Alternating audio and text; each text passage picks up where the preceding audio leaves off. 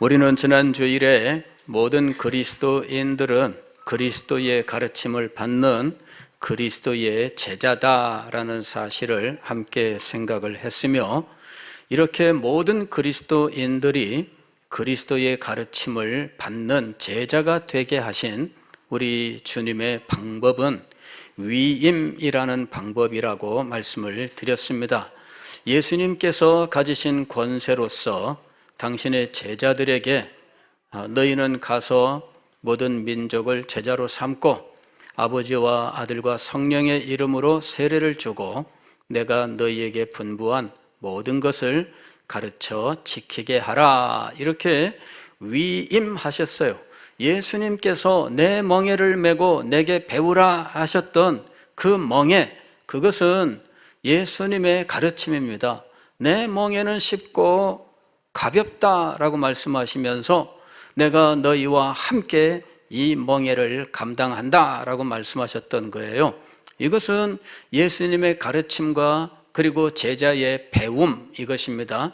가르침과 배움이 멍에에서 이루어지는 겁니다. 하나의 멍에를 소 2마리가 함께 짊어지면서 쟁기를 끌고 가는데, 한 소는 스승이고 다른 한 소는 제자입니다. 한 소는 능숙하고 경험이 많은 소이고 한 소는 경험이 없고 아직 미숙하기만 합니다. 그런데 2마리 가운데 스승되는 소가 리드하면서 그를 가르치면 젊은 소가 이것을 배우고 나중에는 이 젊은 소가 아주 능숙한 소가 되는 것입니다. 그리고 나서 이 소가 자기의 제자를 두고 그리하여 또다시 젊은 소, 힘이 있지만 아직 미숙한 소를 또 이끌면서 가르치는 겁니다. 그리고 나중에 이렇게 배운 소가 다시 또 다른 젊은 소와 함께 멍에를 메면서 이 소를 가르치게 되는 것이죠. 이렇게 소 2마리가 한 멍에를 메면서 늘 한 마리 소가 또 다른 소를 가르치고 이러면서 가르침의 대가 이루어져 가는데, 바로 그와 같은 가르침의 대물림, 이것이 예수 그리스도의 위임 명령 속에 들어있는 것입니다. 자, 이 일을 따라서 사도들은 목사들에게 가르침을 위임하고 목사들은 또 다른 목사들에게 가르침을 위임하면서 오늘까지 가르침의 위임이 이루어져 왔다라는 사실에 대해서 말씀을 드렸습니다. 목사는 항상 안수를 받아 그 위임 명령을 이어가게 되어 있습니다. 그래서 초대교회로부터 지금까지 이제 안수라고 하는 이 방법을 통해서 예수 그리스도의 이 위임이 이루어져 왔었던 것입니다. 그리고 이 안수는 사적으로 행하는 것이 아니라 교회라고 하는 엄격한 이 울타리 안에서 행했던 것입니다. 사도 바울이 디모데를 목사로 세울 때 그가 사적으로 세운 것이 아닙니다. 사도 바울은 디모데에게 이야기하기를 장로의 회에서라고 이야기를 합니다. 이 장로의 회라고 하는 것이 바로 오늘날로 치면은 노회를 의미하는 것이죠. 바로 이 노회에서 안수를 행하고 이 안수를 통해서 예수님께서 위임하셨던 이 위임, 즉 예수님이 교훈권이라고 하는 이 권한을 이제 위임하시고 이 권한을 가지고 가르치는 일을 해왔다라는 것입니다. 그리고 이것은 예수 그리스도의 가르침을 위대한 명령으로 받은 일이기 때문에 엄숙하게 이 일들이 진행되어야 할 것이며 이 일은 거룩하고 영광스러운 일이다라는 사실을 말씀을 드렸던 것입니다. 오늘은 마태복음 28장 18절로 20절 말씀을 통해서 이 위임에 대해서 조금 더 자세하게 생각하기를 원합니다. 본문은 대위임령 혹은 지상명령이라고 이야기합니다. 지상이라고 하는 것은 가장 높은, 가장 최고의 이런 의미입니다. 그래서 최고의 명령, 혹은 대위임령, 저 위임의 명령이다라는 것입니다. 왜 이것이 대위임령 혹은 지상명령이 되는가 하면 이 명령을 하신 분의 권세 때문입니다. 18절의 말씀을 보면은 이렇게 이야기합니다. 예수께서 나와 말씀하여 이르시되 하늘과 땅의 모든 권세를 내게 주셨으니, 예수 그리스도는 원래 하나님의 아들이시지요. 그래서 하나님의 권세를 가지신 분이면은 틀림이 없습니다. 그러나 하나님의 아들로서 가진 권세가 아닌 중보자로서 십자가의 죽음을 당하시고 부활하여 승천하시고 하늘과 땅의 모든 권세를 하나님 아버지로부터 받으신 이 사실에 대해서 말씀하고 있는 것입니다. 즉, 왕자가 왕자로서의 권위가 있지만 왕자가 임금님으로부터 이제 직접적으로 총사령관에 임명하노라 하는 임명장을 받았다면 왕자의 권세를 더하여 무슨 권세를 받는 겁니까? 총사령관의 권세를 받는 거예요. 왕자라고 해서 총사령관이 되는 거 아닙니다. 왕자가 총사령관의 임명을 받아야 되는 거예요. 영국의 왕자들은 대단한 것이 무엇이냐면은 군대를 간다는 겁니다. 군대 가는 게 뭐 이렇게 대단해. 근데 우리나라 보면 압니다. 우리나라는 국회의원 자녀들 따져보면 300명, 299명 국회의원 자녀들 가운데, 아들들 가운데 군대 몇 명 갔을 것 같아요? 우리나라 재벌들 가운데 그 아들들 가운데 군대 몇 명 갔을 것 같아요? 장관 아들 가운데 군대 몇 명 갔을 것 같아요? 우리 보통 평균보다 못합니다. 이거는 엄연한 통계예요. 제가 가짜 뉴스를 말씀드리는 게 아닙니다. 그래서 제가 한때는 격한 말로 그런 얘기를 했어요. 왜 그렇게 잘난 사람들의 아들들은 그렇게 다 병자들이 많고 그렇게 문제가 많은가 하는 거였죠. 이건 심한 말을 한 겁니다, 제가. 그렇게 잘난 사람들의 아들들은 왜 군대도 못 갈 만큼 그렇게 사람들이 후지냐 이거죠. 이거는 문제입니다. 이거는 엄연히 우리가 말하는 이런 그 노블리스 오블리제라고 하는 거죠. 이거는 그만한 사회적 지위가 있으면 사회에 대해서 책임을 감당해야 된다는 거예요. 그거는 누구나 인정하는 겁니다. 여기 장로님들이 계십니다. 장로님들이 교회에 대해서 누구보다 책임을 지셔야 되는 거예요. 여기 권사님들이 있습니다. 권사님들이 책임의식을 갖지 않으면 그 누구라도 권사님에 대해서 말하지 않겠어요? 여기 집사님들이 계시는데 집사님들이 집사님의 의무를 하지 않으면 누구라도 뭐라고 하지 않겠습니까?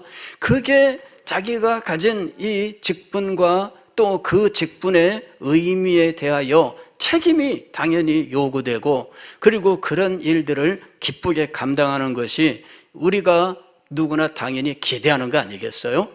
영국의 왕자들이 다 군대 갑니다. 그거를 우리는 뭐 그냥 넘어갑니다. 그러나 저는 그냥 넘어갈 수 없었어요. 이거는 정말 대단하구나. 이 사람들은 군대를 가요.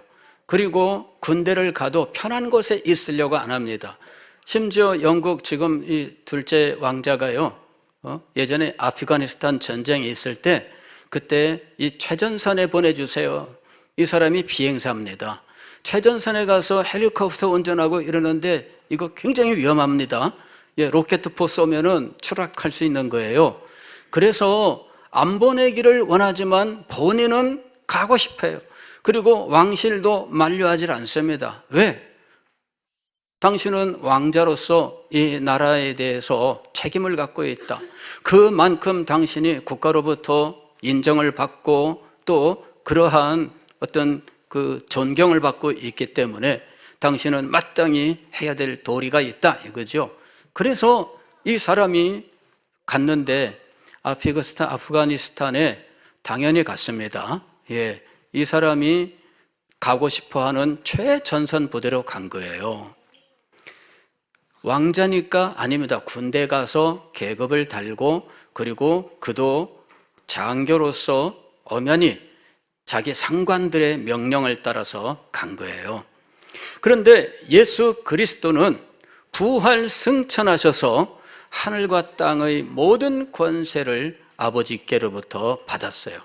그 받으신 권세가 얼마나 대단합니까? 어떤 주석자는 그렇게 이야기합니다. 본문에는 세 가지 위대한, 즉 great가 있다 이렇게 이야기합니다. 세 개의 great가 있다. 첫 번째는 great, 이 첫 번째 great은 이게 위대한 권세예요. 권세. 위대한 권세. 두 번째는 위대한 명령이 있다. 이거는 제자를 삼아 가르쳐라 하는 거죠. 세 번째는 위대한 약속이 있다. 세상 끝날까지 내가 너희와 항상 함께 있으리라. 이 세 가지 위대함이 여기에 나타나 있다라고 이야기를 했어요. 이 모든 것들은 위대한 권세로부터 출발합니다. 예수 그리스도께서 위대한 권세를 받으셨고 이 위대한 권세자로서 엄숙하게 명령을 하셨고 위대한 권세자로서 당당하게 약속하셨던 것입니다. 그리고 그 약속은 헛된 약속이 아니라 분명히 위대한 권세자로서 분명히 행할 수 있는 능력 있는 약속이었던 겁니다. 그래서 이 위대한 권세자가 위대한 명령을 주셨고 이 명령을 받아 순종하는 자들에게 위대한 약속을 주셨던 것입니다. 이때 이 위대한 명령을 가리켜서 위임명령 혹은 대위임령이라고 이야기하는 거예요. 위임이라고 하는 것은 어떤 일을 행하는 권한을 준다는 겁니다. 그 권한을 가지고 위임된 이 권한을 가지고 행하는 거예요. 더 높은 사람이 위임하면 더 높은 권세를 가지게 되어 있습니다. 예수 그리스도께서 하늘과 땅의 모든 권세로서 위임을 하셨다면 이것을 받은 사람은 하늘과 땅의 모든 권세를 행하시는 분의 권세를 가지고 행하게 되는 거예요. 그래서 말씀을 가르치고 선포하는 이 행위가 교회 안에서 아주 소중하고 권세 있는 행위가 되는 겁니다. 이는 예수 그리스도의 하늘과 땅의 모든 권세로서 위임한 일이기 때문이지요. 그리고 이 위임은 예수님의 제자들, 사도들로부터 목사들에게 안수를 통하여 이루어져 땅끝까지 전파되었다 하는 것입니다. 그런데 현대에 와서 이와 같은 제도와 이와 같은 교회의 이 관행들에 대하여 이것이 과연 목사들에게만 위임됐느냐라고 하는 질문이 제기가 된 겁니다. 목사들에게만 이 예수 그리스도의 멍에가 지워지고 예수 그리스도의 가르침이 목사들에게만 주어지고 목사들만 이 가르침을 가르칠 수 있는가라고 하는 것이죠. 현대에 와서는 바로 이 문제에 대한 의문이 제기되었습니다. 가톨릭에서는 교회를 둘로 나눈다고 말씀을 드렸지요. 하나는 가르치는 교회, 다른 하나는 배우는 교회입니다.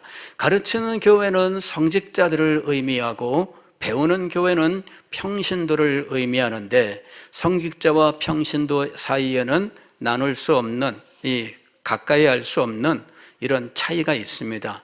이 차이가 있어서 성직자는 성직자일 뿐이고 평신도는 평신도일 뿐입니다.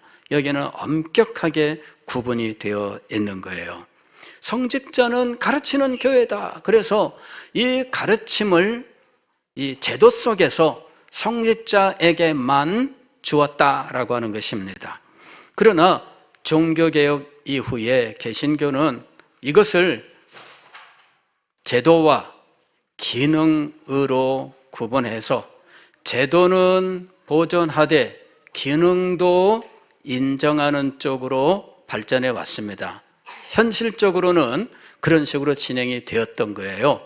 그래서 안수에 의하여 가르침의 이 직분이 계속 이어지게 할 뿐만 아니라 안수가 없어도 이 가르침의 일을 행할 수 있게 하는 여지를 두었다 하는 것이죠.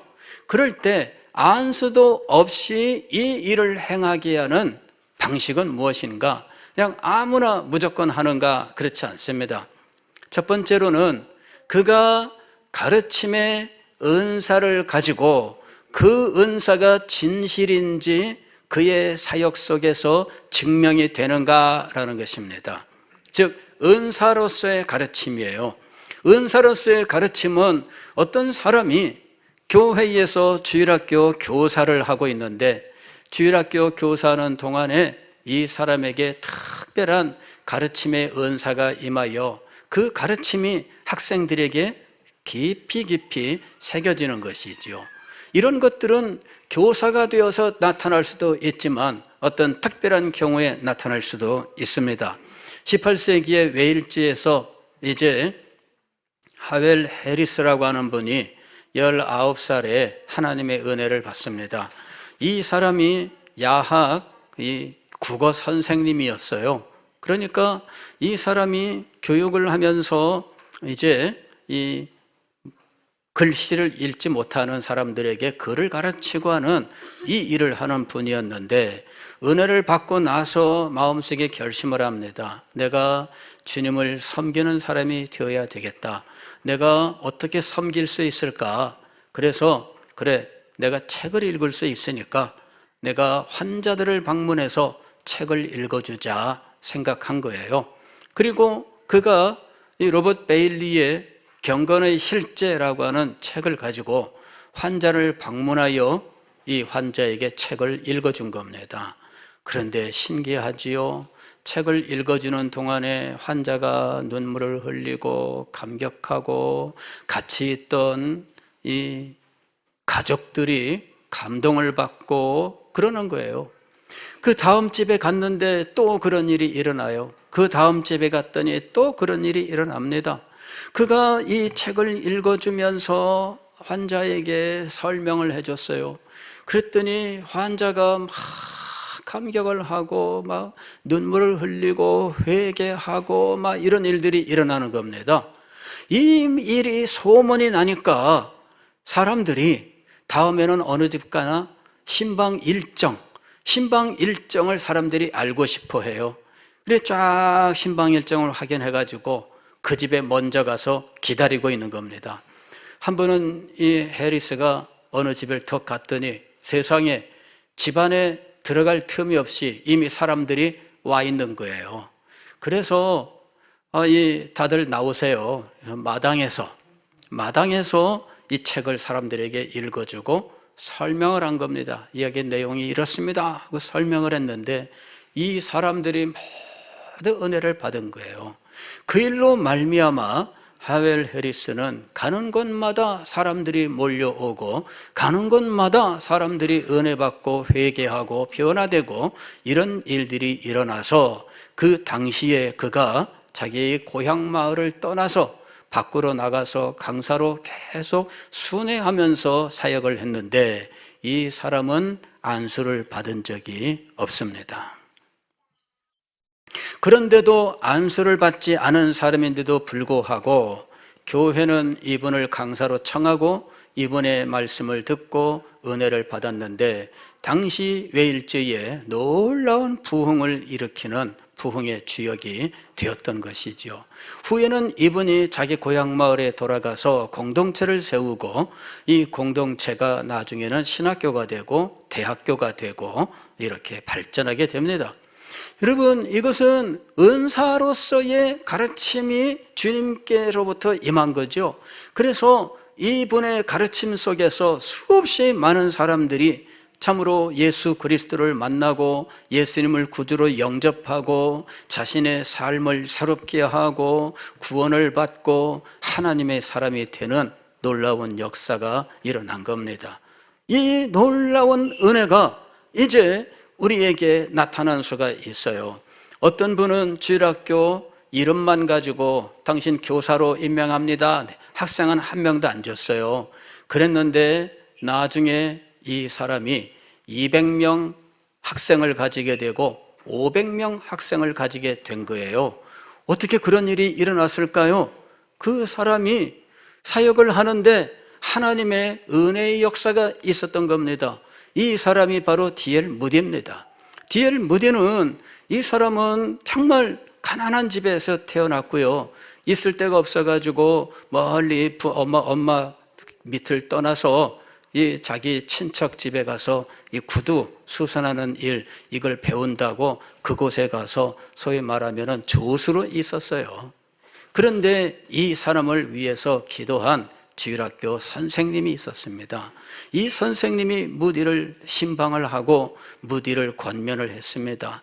그리고 무디가 이제 정기적으로 교회에 출석하면서 말씀을 배우게 되었는데 자기도 학생들을 가르치고 싶어요. 교회에서 임명해달라고 합니다. 학생은 못 준다. 그냥 임명만 해주세요. 임명을 받았는데 그 다음부터 이 사람이 다니면서 전도하고 학생들이 한 명 한 명 늘고 이러면서 학생들이 몇백 명으로 늘어나게 된 거예요.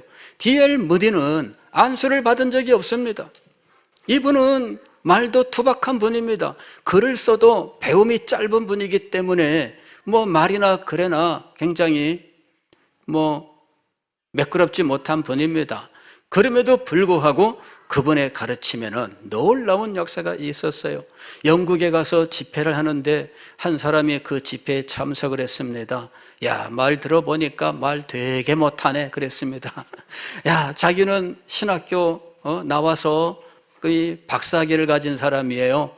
D.L. 무디 못 배운 사람, 이 초등학교도 못 나온 사람입니다. 그런데 그 설교를 들어보니 너무나 참 말을 못해요. 말도 되게 못하네 그랬습니다. 그런데 놀랍지요. 이 박사님에게 이 무식한 D.L. 무디의 메시지가 꽂힌 거예요. 그래서 이 박사님이 내가 가진 박사학위가 아무 소용이 없다. 하나님의 은혜가 임하면은 그 사람이 가르치는 것이 사람의 영혼에 들어가고 그 영혼 속에서 놀라운 역사가 일어난다라고 하는 것입니다. 여러분, 그 일은 이미 청교도 시대에도 있었어요. 존 버년이라고 하는 사람은 철로 역정을 쓴 사람으로 유명합니다. 그러나 이 사람은 학식이 없는 사람이에요. 이 사람은 배움이 없는 사람인데 오로지 읽은 것은 성경밖에 없습니다. 이 사람이 그 당시에 이 KJV 성경 이거를 얼마나 읽었나 몰라요. 이분이 쓴 자서전이 있습니다. 내게 넘치는 하나님의 은혜, 나는 죄인 중에 괴수로다 라고 하는 그 자서전이 있어요. 그 자서전을 보면 그가 진리를 깨닫기 위해서 얼마나 성경을 읽었는지 그런 모습들이 나와요. 성경이 그 사람에게 완전히 익은 겁니다. 제가 성경 암송, 성구 암송 시작했지요. 이 성구 암송을 시작하면 성경의 이 말 문법이 그 사람의 말에 배게 돼요. 글을 쓸 때에도 논리 정연하게 쓸 수 있게 됩니다. 성구 암송은 우리 학생들에게 아주 도움되는 겁니다. 자기의 사고를 정확하게 표현할 수 있는 이런 능력을 갖게 되는 거예요. 근데 이 능력을 존 버년, 학교도 가보지 못한 이 사람이 성경을 통해서 터득을 하게 됩니다. 그리고 이 사람이 철로 역정, 이 책을 쓰는 거죠. 배움이 없는 이 사람이 자기가 다니는 교회 목사님의 후임이 돼요. 그리고 이분이 설교를 하면 그 설교가 얼마나 은혜가 놀라운지 그 당시에 최고의 학자로 인정을 받던 존 오웬이라고 하는 분이 있습니다. 이분이 그 설교를 들으러 가는 거예요. 그랬더니 그 당시에 왕 찰스 2세가 이제 이 왕에게 이 존 오웬 박사에게 이렇게 묻습니다. 아니, 존 오웬 박사, 당신은 그 높은 학식을 가지고 어떻게 그 땜쟁이, 불황무식한 그 땜쟁이의 설교를 들으러 갈 수 있습니까? 이렇게 얘기를 한 거예요. 그랬더니 이 존 오웬이 이렇게 대답을 했다고 합니다. 폐하, 제 모든 학식을 주고라도 존 번연의 설교를 제가 가질 수 있다면 제가 기꺼이 바꾸겠습니다. 기꺼이 바꾸겠습니다. 이 학식, 그 당시에 이 존 오웬은 최고의 학자로 인정을 받는 사람입니다. 그는 옥스퍼드의 대학의 부총장을 지냈던 사람이고 그의 학적 권위는 최고로 인정받던 사람입니다. 그러나 이것을 모두 주고라도 내가 그 설교의 능력을 얻을 수 있다면 난 기꺼이 바꾸겠습니다. 그렇게 얘기한 거예요. 근데 이 불황무식한 땜쟁이의 이 설교의 능력은 어디서 온 걸까요? 하나님의 은혜로, 성령의 은혜로 그에게 임한 것입니다. 바로 이것이 가르침의 위임이에요. 목사 안수를 받은 적은 없으나 성령께서 그에게 역사하여 그의 사역에 큰 능력을 베풀어 주신 것이지요. 그리고 그의 가르침에 수없이 많은 사람들이 감동을 받고 변화가 되고 그래야 그 삶이, 그 교회가, 그 시대가 변화되는 놀라운 역사들이 일어났습니다. 여러분, 이렇게 큰 일이 아니어도 우리 교회 안에서도 이런 일들은 얼마든지 일어나는 거예요. 우리 주일학교에서 여러 교사들이 섬기고 있습니다. 교사 여러분, 이걸 소망하세요. 주님 앞에 기도하십시오. 여러분에게 하나님의 은혜가 임하면 여러분이 가르치는 학생들에게 이 하나님의 은혜가 전달되는 겁니다. 여러분, 말씀은 인격과 인격의 교제 속에서 전달됩니다. 그런데 이 인격과 인격의 교제, 이것이 바로 성도의 교제입니다. 교사가 학생들을 가르치는 것은 성도의 교제예요. 그 속에 하나님의 은혜가 있을 때, 즉 성령의 교통하심이 있을 때 그 교제는 영광스러운, 놀라운 능력 있는, 생명이 살아나고 삶이 변화되는 놀라운 역사들이 일어나는 것입니다. 즉 제도가 아니라 하나님의 은혜로서, 성령의 은사로서 이 예수 그리스도의 멍에, 내 멍에를 메고 내게 배우라 하셨던 이 일들이 계속되고 있다라고 하는 것입니다. 오늘 우리는 우리의 삶 속에서도 이런 일들이 일어나기를 소망해야 돼요. 여러분 보십시오. 예수 마을에서 하나님의 말씀을 공부할 때 이런 일들이 일어나면 얼마나 좋겠습니까? 여러분과 교제하는 사람들을 통해서 이런 일들이 일어나야 돼요. 저는 참 그리스도인의 교제 속에서 이런 영광스러운 체험들이 일어나기를 원합니다. 우리가 한 교회에서 주님을 섬기는 그리스도인으로서 한 시간을 만났는데 한 시간 동안 교회 욕을 하고 목사님 흉보고 어느 집사 어느 권사 뭐 이랬다 저랬다 하는 이야기들을 한 시간 동안 얘기하고 헤어졌어요. 성도의 교제로서는 빵점입니다. 그렇잖아요. 만났으면 무엇이 일어나야 돼요? 하나님의 영광이 나타나고 그리스도의 영광이 나타나고 교회를 더 사랑하고 말씀을 더 간절히 사모하며 더 기도하고 싶어하는 마음이 일어나야 되지 않겠습니까? 그 일들이 일어나기를 소망합니다. 저는 우리 교회에서 여러분들이 만나시면 그 일이 일어나기를 소망합니다. 저는 정말 간절한 소망이에요. 여러분, 그리고 그러한 교제를 통하여 이렇게 선한 감화를 끼치는 사람이 되는 것이 중요한 거죠. 여러분 가운데 이런 선한 감화를 끼치는 사람들이 일어난다면 아마 우리 교회는 변화될 것이라고 믿습니다. 선한 감화력이 있어야 돼요. 성령의 은혜입니다. 성령의 은사입니다. 예수 그리스도의 멍에를 지고 예수 그리스도에게 배우는 일이 이렇게 일어날 수 있습니다. 교회의 역사를 보면 이런 일들이 수없이 일어났던 걸 볼 수 있습니다. 단지 제도가 아니라 은사로서 이런 일들이 일어나 왔던 거예요. 자, 또 다른 위임의 일들이 있었는데 이것은 프로그램으로서 교회에서 교육을 시키는 일입니다.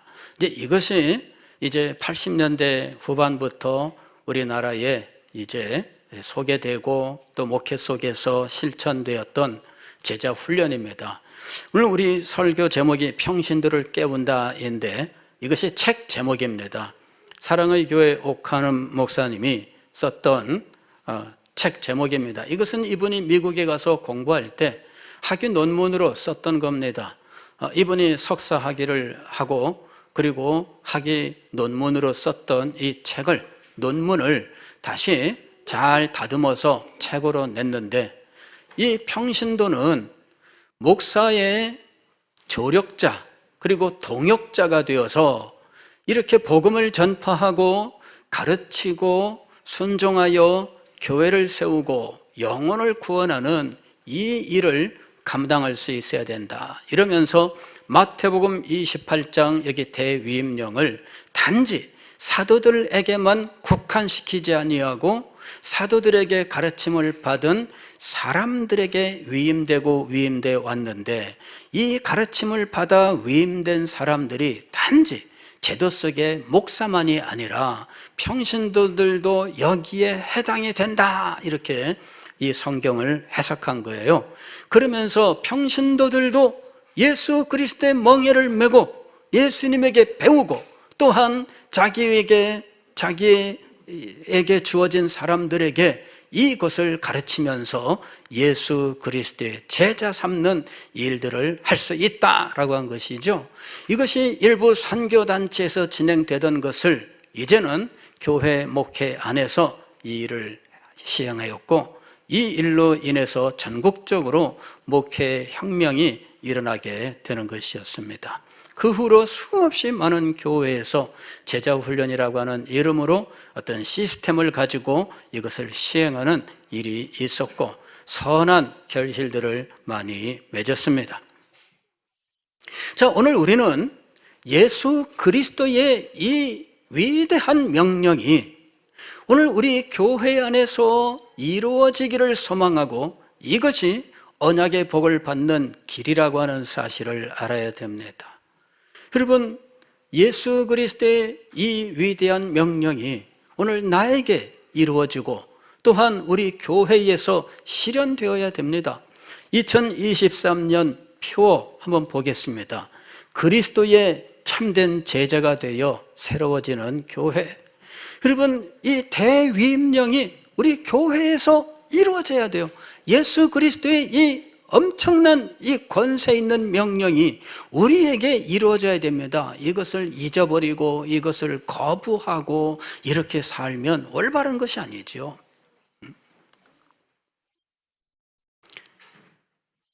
이제 와서 우리들이 알게 되는 것은, 아니 교회의 역사가 우리에게 보여주는 것은 예수 그리스도의 이 멍에로서의 이 교육, 이 말씀을 전파하고 가르치는 일, 제자 삼는 이 영광스러운 일은 목사에게만 주어진 것이 아니다라는 것입니다. 평신도들도 우리가 다 같이 하나의 교회의 지체로서 이 거룩한 사명을 함께 감당해 나가야 하는 것입니다. 그리고 이 사명을 감당하는 사람들은 그리스도의 제자가 되어서 그리스도를 자신의 삶의 주인으로 모시고 살아가는 진정한 제자의 삶을 실천해야 하는 것입니다. 기도하겠습니다.